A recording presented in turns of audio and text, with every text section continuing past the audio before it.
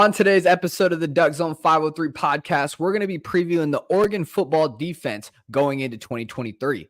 This is part 2 of the defensive preview, where we look at the front 7 position group heading into this season. I'm your host, Dominiqk Peterson. This is the DuckZone503 Podcast, where we talk all things Oregon football. Let's get into it, people.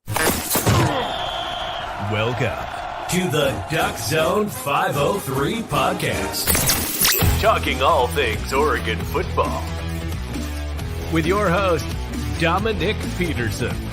Let's go.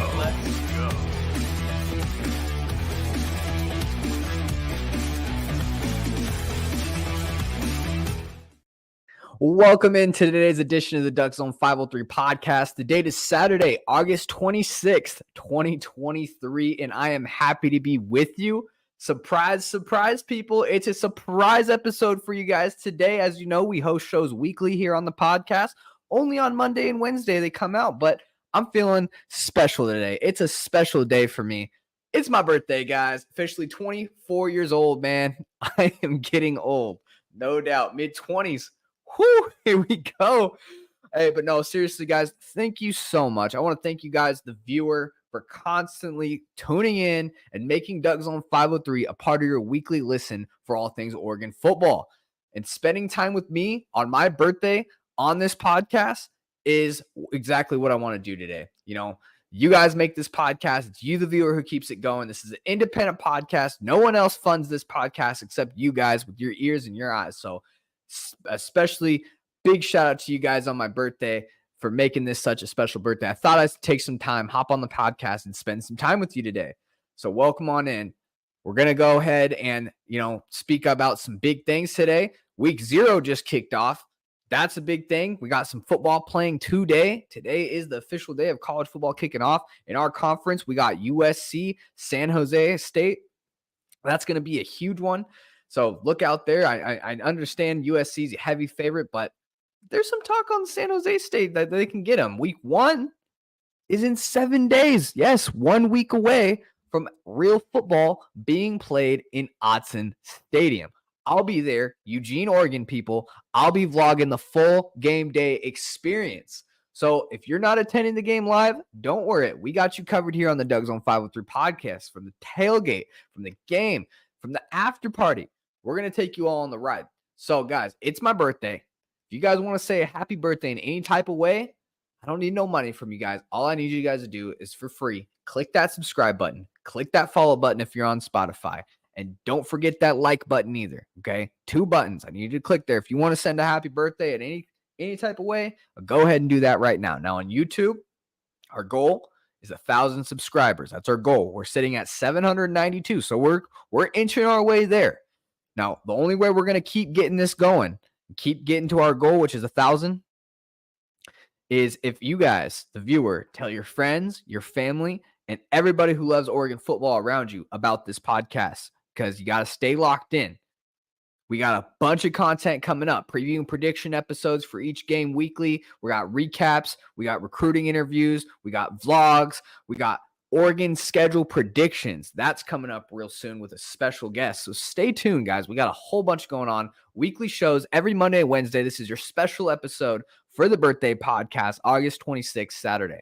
Subscribe. Appreciate everybody who does so. Okay, enough talk about subscribing, guys. On our previous episode, which was part 1 of covering the defense, we previewed the secondary position of this Oregon football team. Now, front 7, secondary, we could argue which position needs more help. I think Dan Lanning addressed a lot of things, okay? And if you've not seen that part 1 of covering the defense, I suggest you do, because there's a bunch of new faces to cover all over this defense. So, guys, make sure you're locked in, looking at the previews and getting to know these players. Be an expert on your team, man. Without further ado, guys, let's get into it. Part 2 of previewing this Oregon football defense. Now, let's do a little quick recap of last season's defense, a quick one. We had new head coach Dan Lanning and star defensive coordinator Tosh Lupoy paired up and came in with high expectations when it came to the defensive side of the ball, and for good reason.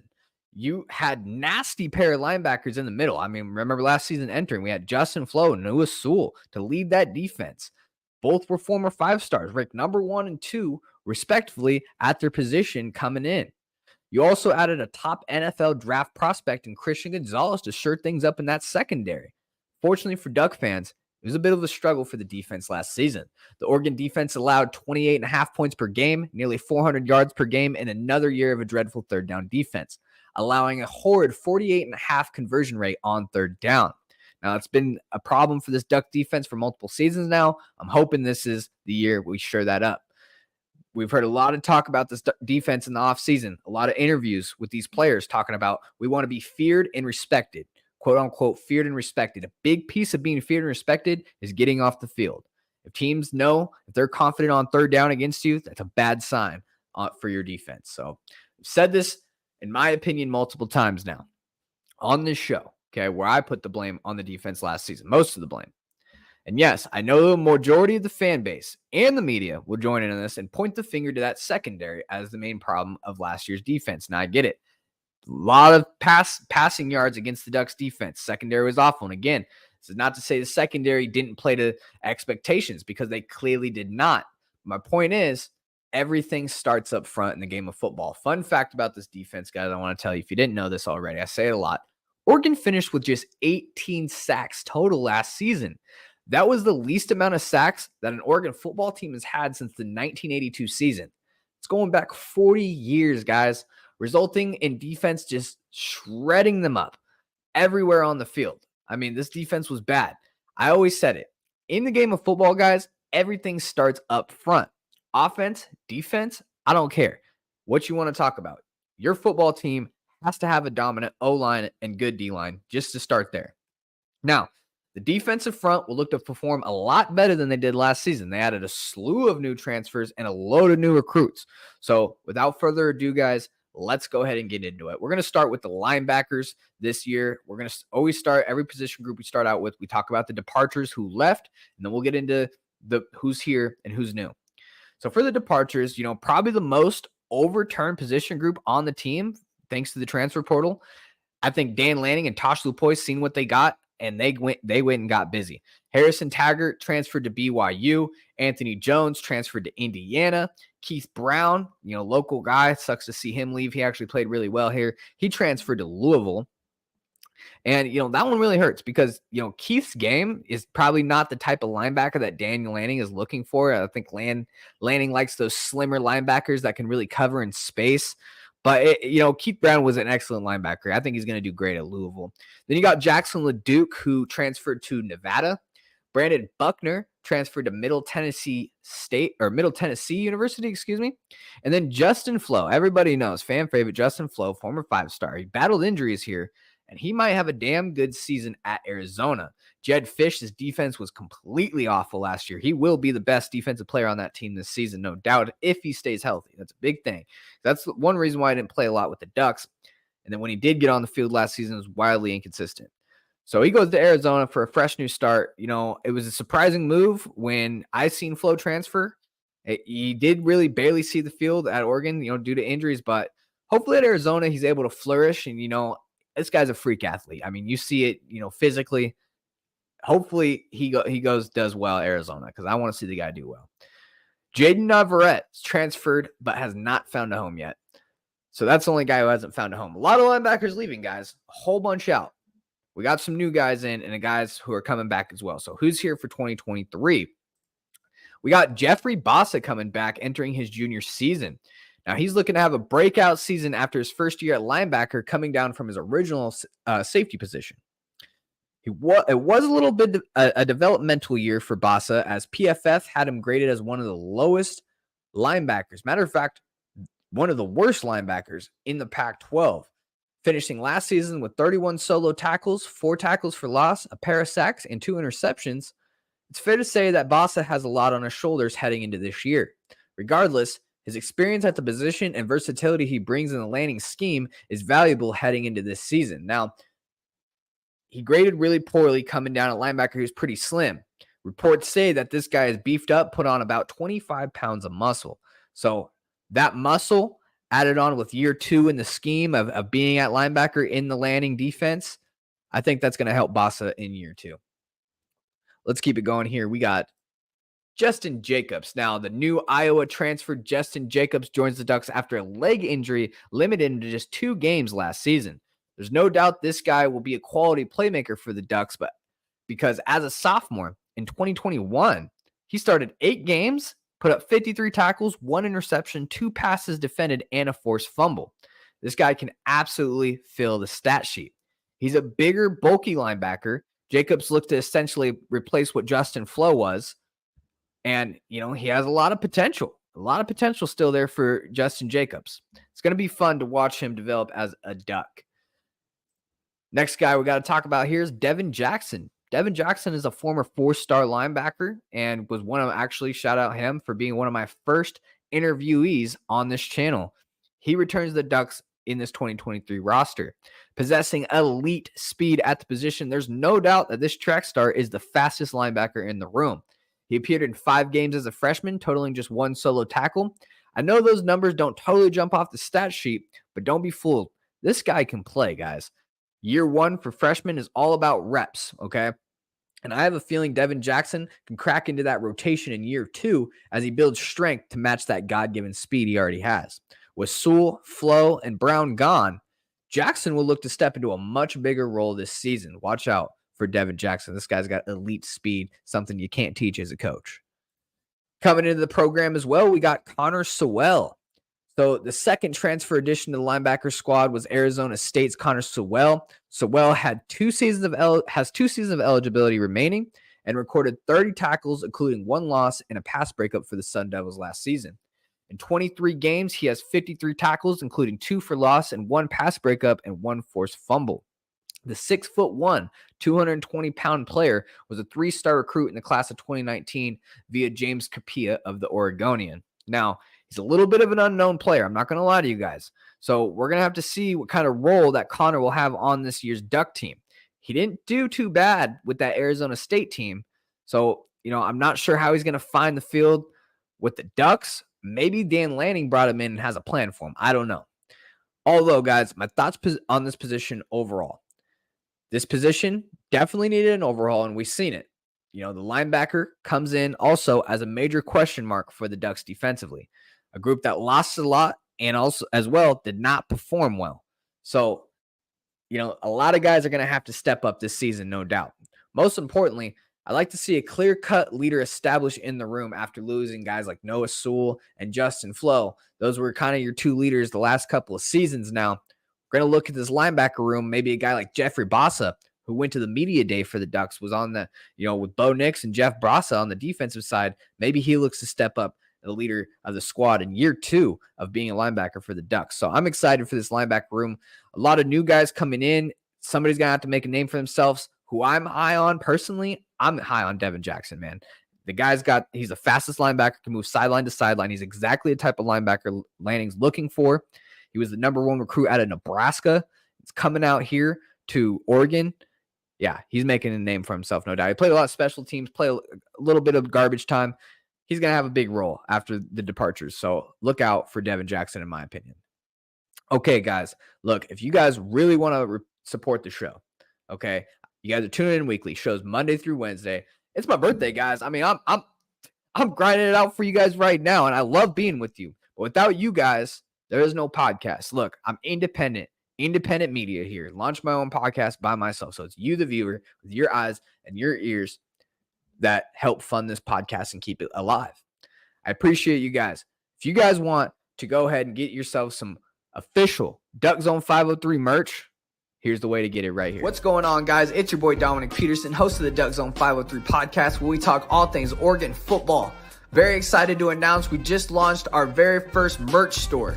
Men's and women's t-shirts, hoodies, sweatshirts, stickers, phone cases, mugs, and cups are all sold at DuckZone503.creator-spring.com. If you want to go grab one of those today, that's DuckZone503.creator-spring.com.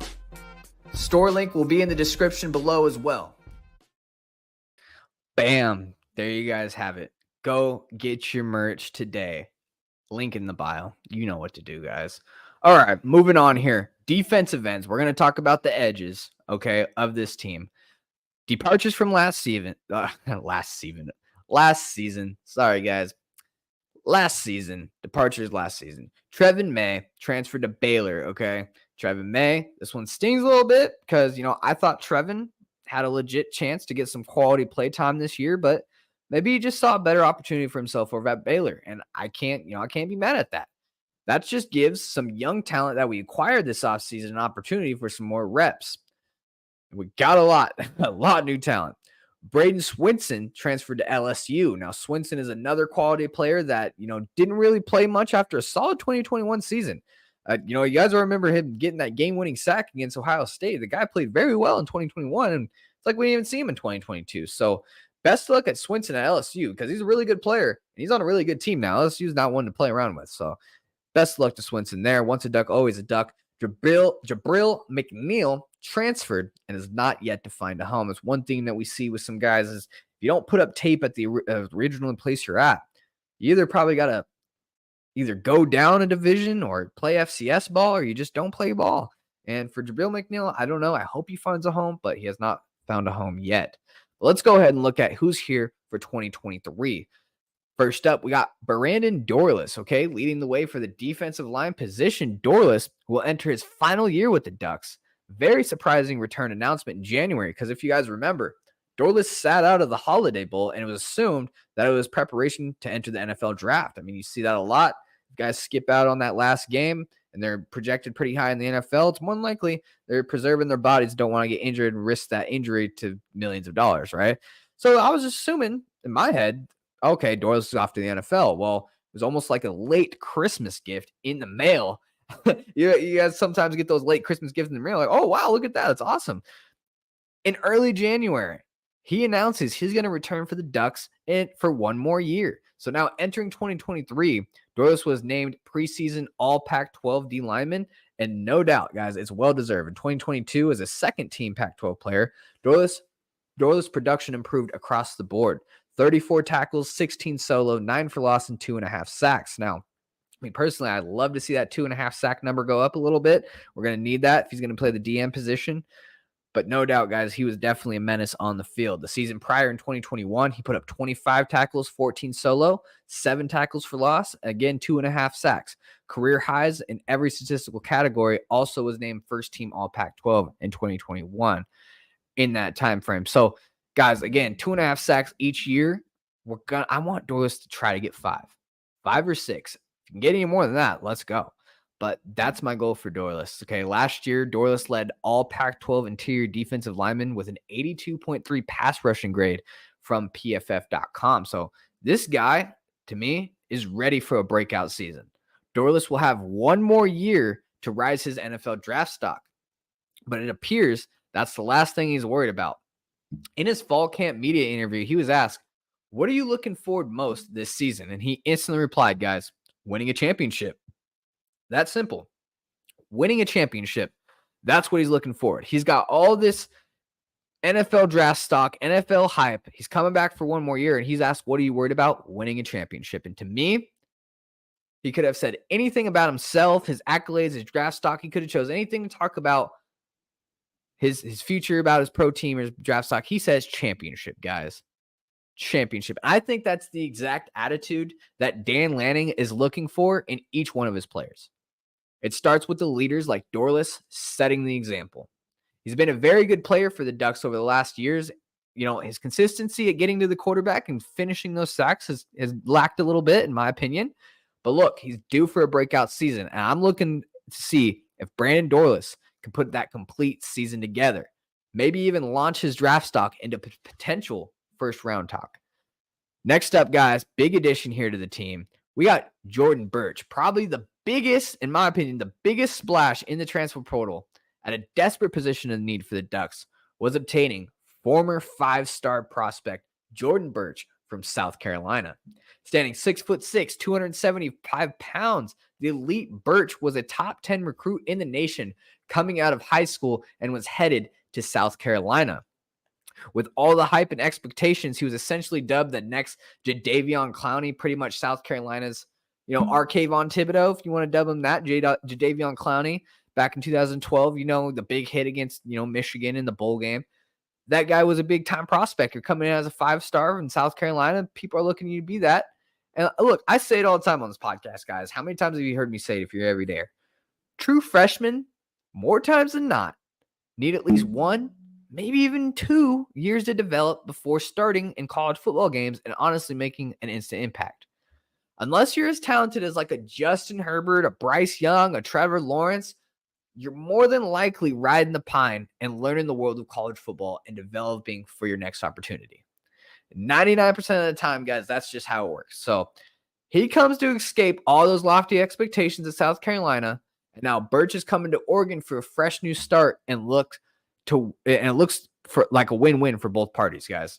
Birch gets to escape all those lofty expectations, all that talk from the media, comes to a fresh new start. We've seen it. Big time transfers that came here before in the conference. I can make multiple examples for you if you need, but go do your research. Multiple from the SEC coming here, Bo Nix coming here and having success. So maybe this is one of those players that can do that too. Birch, gets to live in a place like Oregon with a fresh start, elite defensive end with a bunch of potential at the position with a major need the Ducks needed, and due to the lack of the pass rush last season, this front seven needed him. In fall media interviews, he said that, he had a long-lasting relationship with Dan Lanning in the past. He also said that Dan was one of his, quote, favorite coaches to talk to. So, look, last season, guys, Birch produced 60 tackles, 3.5 sacks. Again, the sack numbers, it kind of worries me. I get it. 60 tackles, that's great. And you're playing against the SEC, tough competition. I want to see more than 3.5 sacks. And don't get me wrong, that was his best season yet. But let's hope he can just keep building on that and become that star, that 5-star potential that everyone projected him to be in high school. Because God knows that the Ducks will need him this season to be that great. Great get from the transfer portal from the staff, no doubt. And I think that just speaks to Dan Lanning, his, staying, even when he doesn't get a recruit, that shows that the staff is still keeping tabs on guys and seeing what they're doing and if they want to come to Oregon in this transfer portal era. It's a beautiful thing about recruiting. If you don't even get a guy and you're right there, maybe let's say a Nicholas Harbor who's over there at South Carolina. Those are the type of guys that Dan Lanning can keep tabs on if they kept a great relationship and they were that close from getting them. If they didn't work out at the one place in this transfer portal era, that's one thing that Dan Lanning possesses, getting key transfers. And you've seen that here with Jordan Birch. Great get from the staff here. Let's move it on here. Mace Funa, okay? Veteran Mace Funa will return for Oregon for another year after capping off the season as the defensive MVP for the Holiday Bowl. In the bowl game, he had 7 tackles, 2 for loss, and a sack in the win in San Diego. Funa finished the season with 32 tackles, 3.5 for loss, 2 sacks, and an interception. There's no doubt that Funa's veteran leadership will be nothing but positive for this D-line. He will be vital for the success of the front seven while also being a quality mentor for the younger defender under him. His impact has been undoubtedly a big key to Oregon and being a competitive monster up front, playing in 32 games as a Duck since 2020. No doubt, I'm excited to see what Mace Funa can do. And like I said, he's going to be a big veteran help for this guy right here. We're going to talk about next, Mateo Ugiagale, another huge addition to this front seven this year. Only time will tell through his recruiting. We landed a 5-star prospect, and it was a patient recruitment. We were all waiting. It was between Ohio State, USC, and Oregon, and this was a long one. He chose the Ducks. His brother, DJ Ugiagale, goes to Oregon State. He's going to be the quarterback this year, so this is going to be fun to see. I mean, the matchups at the end of the season when I'm expecting Mateo to have the playbook down and probably getting some good reps. He's a highly recruited kid coming in from St. John Bosco, one of the top high school programs in the country. So he's ready to go. I think Bosco kids, when you play in one of the top leagues in America for high school football, you're more than likely going to be a little more ready. I'm talking about day one making instant impacts. At a position of need where the Ducks need, this guy can come in and make some big plays. And how fun is it going to be to see Oregon versus Oregon State at the end of the season here? Last matchup in a while. I don't know how long, and maybe we'll get every year. Oregon presidents talked about it, but man, last matchup in a while. We got freshman brother on our side, on the defensive side, and we got the quarterback of Oregon State, who's his brother. And it's going to be so great if Mateo gets a sack against DJ. I'm sure the Austin Stadium's just going to go insane for that. Now, everyone, and I mean everyone in the nation, wanted this guy. I just said it. USC, Ohio State. We're right there with him. And you know what? The kid comes into Oregon, and he has the makings to be something special, guys. 6'5", 265 pounds coming in already. Mateo was listed as the number 47 player nationally, number 6 edge in the country, and number 5 player in California. I actually took a picture with Mateo after the spring game, and let me tell you guys, this guy is huge. Now, it's no secret, I'm a smaller guy myself. Everyone kind of towers over me, but let me tell you, at 18 years old, I couldn't believe it. This guy is absolutely huge. His brother, speaking of his brother, DJ Ugiagle, transferred to Little Brother School, Oregon State. He was there at the spring game cheering on his brother. So you love to see those family ties. His father was there. They were both there. I love both those guys. A sweet family, man. I'm glad they're here in the state of Oregon. It's gonna make us for a sweet Civil War this year, no doubt. But both kids, DJ and Mateo, were both high 5 stars. Now, DJ kind of struggled over there at Clemson. He's going to come here at Oregon State, talking about fresh starts on the West Coast. DJ is going to be a part of that. So it's going to be fun. It's going to be fun, man. There's been rumors of Mateo also. Tight end is a group that we kind of need help with. He was very successful tight end at the prestigious St. John Bosco. So he excelled at both spots, defensive end and tight end. He came in and was recruited as a defensive end. There's been talk that he's been messing around with the tight end group a little bit. Now, I'm not saying that's where they're going to put him, but hey, man, this tight end group's a little bit depleted after losing Matavao and Cam McCormick and stuff like that. We got some new guys, but man, I'm excited to see what Mateo can do, maybe even both sides of the ball. Let's keep it going here. We got Tatum Toyota, the son of defensive line coach Tony Toyota. 4-star prospect Tatum Toyota joins the Ducks as a new addition through the 2023 recruiting class. He has very good size coming in as a freshman, standing 6'3", 220 pounds. Toyota has very noticeable strength and can also drop back in coverage as a great cover linebacker. Listed as the number 2 player in the state of Oregon, it's always important for Dan Lanning and the staff to land elite in-home prospects because the state of Oregon, guys, just to be honest with you, doesn't produce many 4-star, 5-star kids. So when you got one and he's, son's coach, lucky he was a son coach here. Let's be honest. He comes in, okay? Toyota comes in as a freshman, very physical frame. And I think there's been talk that he's ready to compete day one. Okay. He's physically there, ready to compete. It's just how fast does he learn the playbook? How fast, can he play with these guys on the field? But physically, this guy's got the build to compete with these guys, no doubt. Very crowded room. There's a lot of veteran guys, but hey, man, I think there's a way that he can crack the rotation very minimally and get some snaps in there as a freshman. This guy looks to play. He's the coach's son. I mean, I wouldn't really, take anything less. This guy, you'll see it with Colt Martin too. Guys who are coaches' sons just have that mentality coming into. They already know what to expect a little bit more than an average new guy would. So Tatum Toyota, as well as Colt Martin, we talked about with him, they could see the field and get some reps this season, no doubt. All right, let's keep it going here. We got Blake Purchase, another big-time addition from the 2023 recruiting cycle, landing 4-star Blake Purchase. He was listed as the state of Colorado's number 1 player. So it was a huge steal to grab one of your conference opponents. I get they're not going to be in the future, but Colorado's best high school prospects. Now, Colorado is headed to the Big 12 in 2024 now. We get it. But still, going into another state, landing their number 1 guy. That's big time. On a down year for Colorado. They only won 1 game. So I'm sure that was a huge recruiting tool for Oregon to land this guy. Another prospect that comes in with a very good frame. 6'3", 240 pounds, guys. Lanning's not messing around with his linebackers. Purchase was Colorado's 2022 Gatorade High School Football Player of the Year and also a Colorado 4-time state champion, a highly decorated player for sure.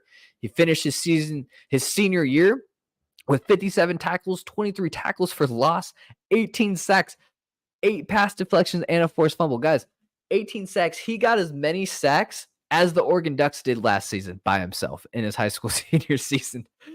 That is pretty crazy. So when you watch his film, the first thing that pops out to you is going to be his speed off the edge. He uses his hands really well, and mixed with that speed, it's very elite. He gets to that quarterback, no doubt. So Oregon was able to land Purchase over Colorado, Iowa State, Washington, and Notre Dame. A great player for the future. I don't expect Purchase to get really many reps this season, but man, he's got a lot of potential, no doubt. Moving it on here, we got Jaden Moore here. Jaden Moore, 3-star prospect, is a very solid addition to the team as he chose the Ducks over UCLA, Cal, and Washington. And I don't blame him. I would too. Maybe I'm biased. UCLA, Cal, and Washington. Ugh.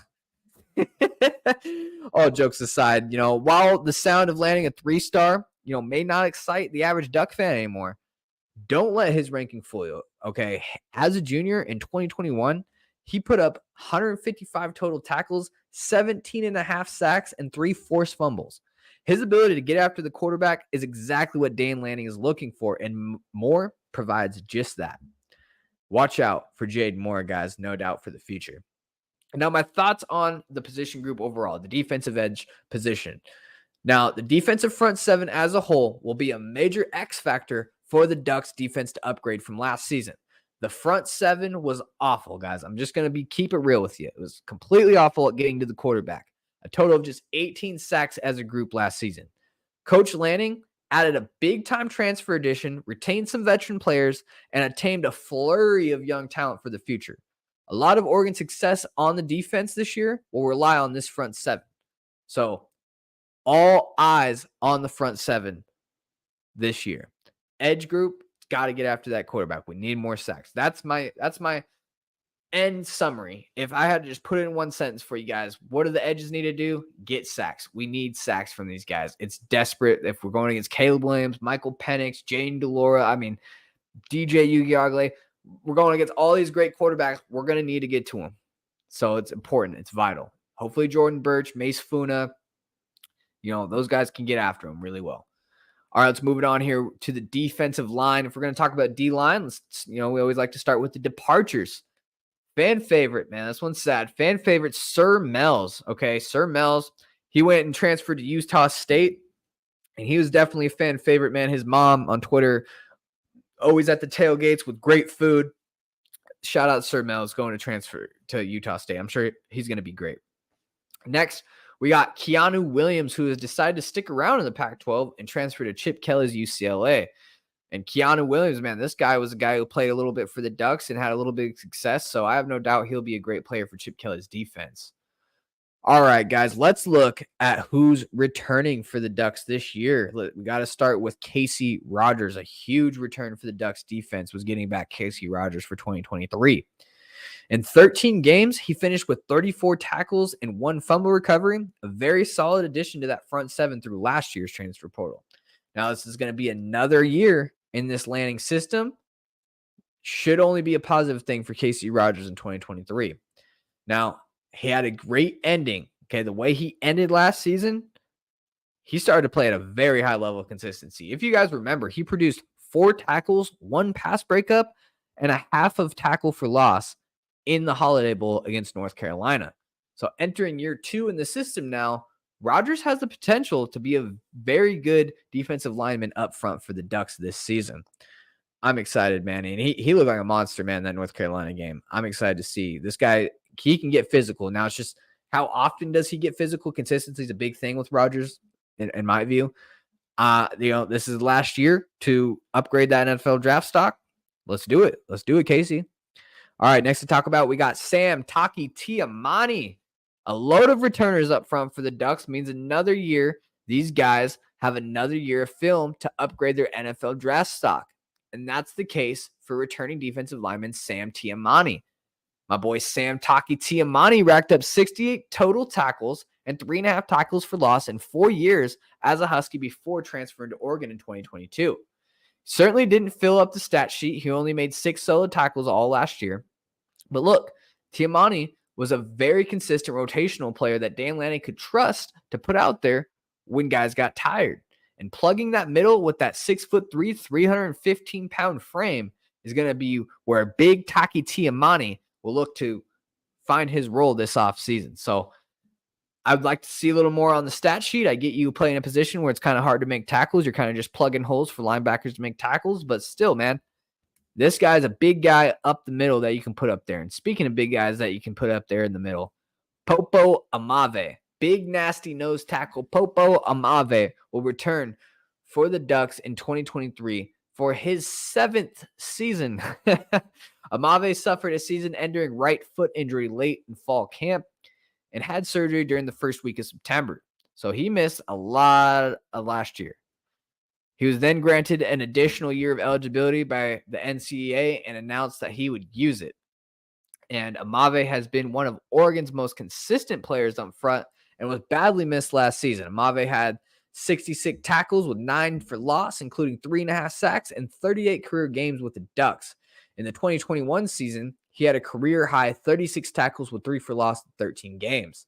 Like many on this defensive line, this is his final opportunity for him to raise his NFL draft stock. So, Popo Amave, we're going to see how he comes off that injury, how much reps he can play. I think fatigue is going to be a big thing for him coming off an injury. So, luckily, the Ducks are kind of deep at the D-line position after this recruiting class. So, that's a good thing. I'm excited to see what he can do in his final year. He's got to raise that draft stock if he wants to hit the NFL, right? So, a lot of things on the line for Popo here. Let's keep it moving. We got Keon Ware Hudson, former 3-star prospect out of Mater Dei in the class of 2019. Veteran Keon Ware Hudson is back for the 2023 season.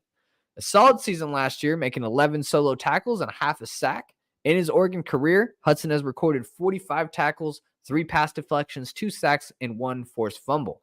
A silently good stat line. I'm not going to lie. Now, he's a more smaller, more athletic defensive line up front. Keon Ware Hudson is a very solid rotational player with a lot of experience up front. So that's good for the Ducks. Just having these guys that they can bring in rep for rep and match guys, especially going to the Big Ten, is going to be big.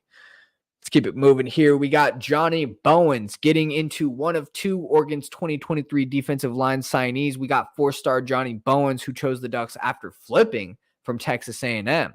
He's standing 6'3", 265 pounds. The physicality and aggressiveness is what really pops out on film for this guy. He's very quick at the point of attack and very often beats his player's first move. He's coming out of Judson High School out there in Judson, Texas. Bowens was playing against some quality competition in the Lone Star State. Although Bowens is coming into college with kind of a slight frame, only at 265 pounds. I think he's going to need to bulk up a little bit before he's ready. But the good news is for the Ducks, they got a lot of veteran players ahead of them. Major upside for Johnny Bowens as he's a new addition to the 2023 class. Let's keep it going here. We got Terrence Green, 4-star defensive lineman prospect Terrence Green out of Cypress, Texas. We joining the Ducks up front this season, standing 6'5", 265 pounds. Green ranked as a top 300 player nationally, the number 30th defensive lineman and number 37th recruit in Texas.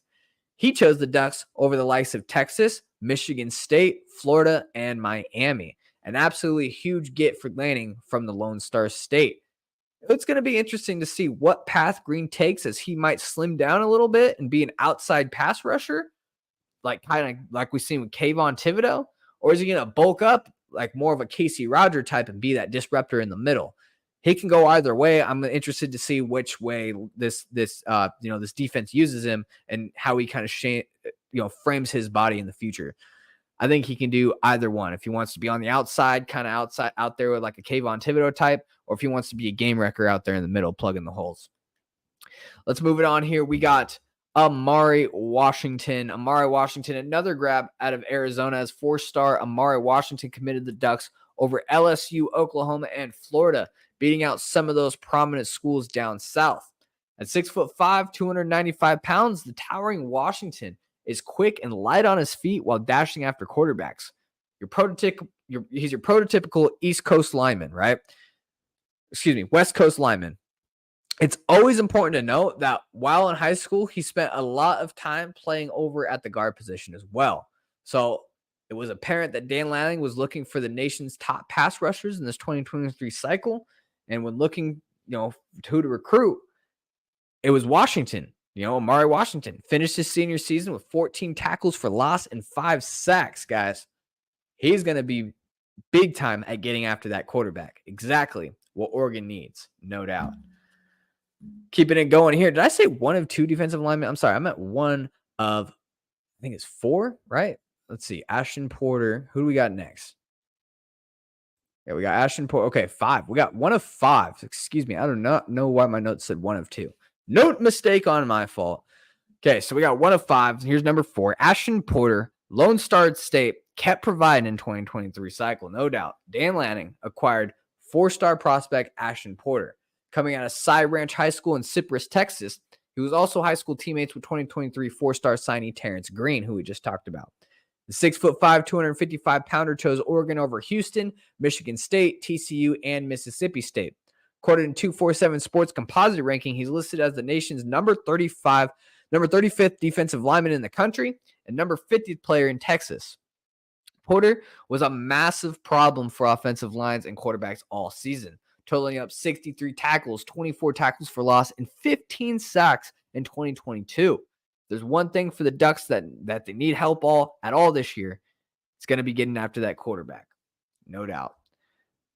Last but not least here, we got Michael Gardner, 3-star edition. Gardner, who chose the Ducks over the likes of Michigan, Texas, and Wisconsin. That's not your typical 3-star. He's borderline 4-star there. Getting offers from Michigan, Texas, Wisconsin. I mean, come on, guys. Top defensive lineman in the state of Arizona. It was very good to grab for Lanning, and yet again, reach into another conference rival state and land one of their top prospects. Look at Lanning go. Gardner is a 6'2", 275-pound defensive lineman out of Liberty High School, and who is listed as the number 55th defensive lineman and number 9 recruit in Arizona. The Arizona to Oregon flock is strong for this staff as Gardner joins cornerback Cole Martin and Amari Washington in the 2023 class. While the Ducks also added All-American wide receiver Kyler Casper in the previous 2022 class. Another great get for Lanning and Coach Toyota in the 2023 cycle. Now, my thoughts overall on the position group, guys. You got Brandon Doylis, Popo Amave, Mace Funa, Casey Rogers, Sam Taki Tiamani, and Keon Ware-Hudson. All return. So that's a lot of camaraderie and chemistry up front for your defense. So you're also able to bring in a huge influx of young guys in this 2023 cycle. A lot of departures from last cycle. Hopefully Lanning was able, if y'all seen the Florida Gators Netflix documentary, how Urban Meyer was able to weed out some of those weaker defensive players, some of those weaker players. Now I get Lanning probably didn't do it the way Urban Meyer did, but you get my point here. A lot of departures from the D-line, an area where the Ducks were pretty soft last season. I know that's not what Tosh Lapointe and Lanning was looking for. So a lot of guys out, a lot of guys in from the recruiting class, a lot of guys return, builds a lot of veteran leadership for the young guys. I love that. Now, for a group that mightily underperformed last season, it's going to be vital for Oregon's defensive success to have these guys perform to their maximum potential. Just because they have a lot of experience under the belt doesn't mean they're going to absolutely perform really good. To be fair, guys, the Ducks were pretty stout against the run last season. Okay, I know I talk about how they get after the quarterback. Against the run, guys, the Ducks only allowed 124.8 points, 124.8 yards per game. That's a good mark, number 30 in the country. But with only 18 sacks against the quarterbacks last year, it's going to be extremely important for that number to be increased this season, especially with all the great quarterbacks, Caleb Williams, Michael Penix, week in and week out, we're going to see one. So with that being said, guys, this group, I think, has the potential to be one of the most improved groups of the season from last season. And also, I think why I think they're going to be much improved is, this is year 2 of the Lanning system. They bring a lot of guys back, a lot of veterans, on top of having such a huge influx of young talent. I'm sure one of these 5 guys that they just bring in will pop and be a guy that can contribute day one. I have a feeling 1 out of 5 out of my odds, right? Come on now. One of those guys got to pop. On the edge position, you got Jordan Birch, who's absolutely beast from the transfer portal. Mace Funa. I mean, a lot of veteran guys. And again, that doesn't mean that means absolute success, but I think that gives your chances a little higher chance of success. And we're going to need it, most definitely. Now, most importantly, guys, we are 7 days away from kickoff. Week 1 against Portland State. And guess what? I'll be there. So stay locked in. We got a lot coming up. I got my Oregon schedule predictions coming up. Special guests. Stay tuned, people. Now, I appreciate for everyone tuning in. Once again, I'm your host, Dominiqk Peterson. This is the DuckZone503 Podcast. We talk all things Oregon football. If you haven't already, people, hit that like and subscribe button down below. Happy birthday to me. I love you guys. I love spending time with you guys. It was great to spend a good 45, maybe 46 minutes with you guys on my birthday, man. I'm going to be locked in with you guys all season. Make sure you're locked in with me. Hit that subscribe button. Go